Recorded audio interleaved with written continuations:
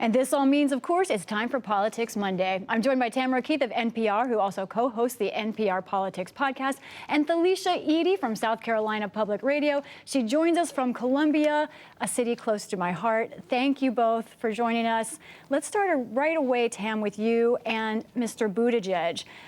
We've seen a lot of strengths from him in this campaign. What did this weekend tell us about his potential weaknesses?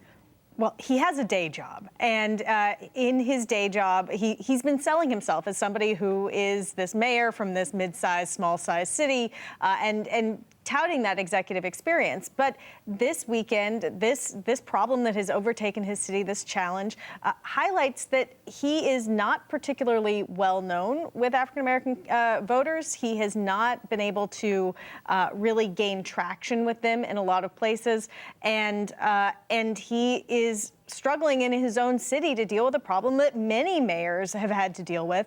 But it comes at a time when, everyone else is in South Carolina trying to appeal to an electorate that is 60% African-American on the Democratic side.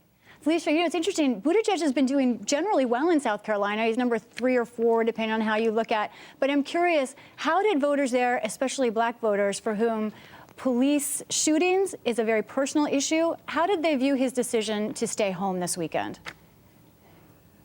It's really interesting. Thousands of people came out this past weekend to hear these candidates talk about how they will serve them, the American people, and the issues that they care about. So over the weekend at the fish fry, when I was talking with people, these voters were telling me that they saw his absence as a leader putting his people, his home first. And I think this really resonated with black voters here in South Carolina.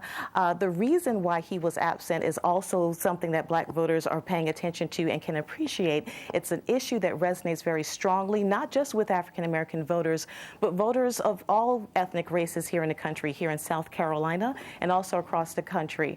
Unfortunately, we have seen many people of color shot and killed by some police officers. It happened here in South Carolina in April of 2015 with Walter Scott. And so I think African-Americans saw his absence as a leader who's decided to do his job, to take care of his constituents. And I think they're seeing it as a bellwether as well. If he's doing his job well now as mayor, he will do his job well as president. He will take care of us and the issues that we care about. And I think that's what voters were really expressing this weekend. They were really excited to see all of the candidates, but I don't think that he took a major hit here in South Carolina because he wasn't here on Friday. Let's talk about the man leading the pack in South Carolina, Thalisha. Joe Biden, a lot of talk early in the week about a rocky start, and of course his comments about civility and his work in the past with some segregationist senators. How did that affect or not affect particularly black voters at the fish fry? What do they think of Biden after that and after seeing him in person? That was really interesting. Yes, Biden was in the press a lot this past week because of those comments, but also something else he got was some support from some high-ranking African-American political and community leaders. I did get a chance to talk with a range of people at the fish fry, from younger voters to older voters, and some of them did say that they were put off by his comments, and these concerns cut across generational lines. Again, young people and older people said, I just can't get with the comments. I think other candidates handled the situation, or they speak more respectfully about racial issues, but there were a lot of people who said, yes, I did not agree with what he said, but it was not enough for me to cut him off. And again, those concerns or those issues cut across generational lines as well, from the very young, those people in college, recent grads, and even a 65-year-old Army veteran in the Low Country area. They said that they're either leaning towards Biden or they are with him all the way, and they're not ready to count him out yet.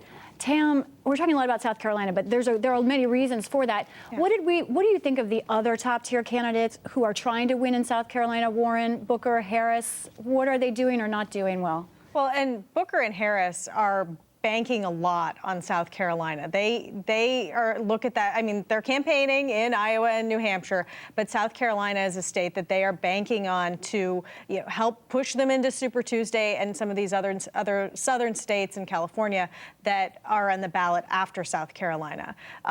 Warren is continuing to sort of notch up and generate excitement as she goes. She's got sort of a slow burn going, and and she's on Bernie Sanders' heels in some ways. But, you know, it's not a horse race.